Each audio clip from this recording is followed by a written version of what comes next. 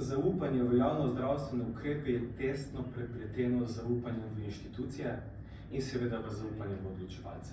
In to gre ena na ena. In Slovenija ni sama v tem, da se je veliko zrušilo tekom pandemije. Odločitve so bile tudi narejene pač v zelo težkih trenutkih in pravzaprav zdaj smo, kjer smo. Kampanje, promocije, če bi rekel, pa veste, da to izpovem brez nobenih težav. Mislim, da morda v enem danem trenutku je bilo preveč fokusa na konceptu, kaj cepiva zmorejo. Mislim, veš, osnova je bila vedno cepiv, da ščitijo proti hudem poteku bolezni. In v enem danem trenutku je komunikacija bila morda preveč zapeljana v koncept ščitenja drugih prenosov.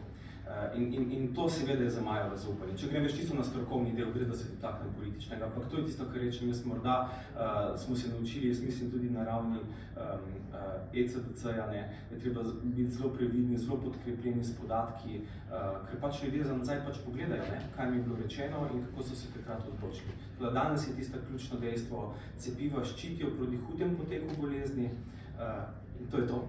In če si v visoko tvegani skupini in zate je COVID visoko tvegana bolezen, potem je smiselno, da potem posežeš. Naučili smo se veliko, tako da zdaj to zaupanje pa pridobiti nazaj bo malo daljša.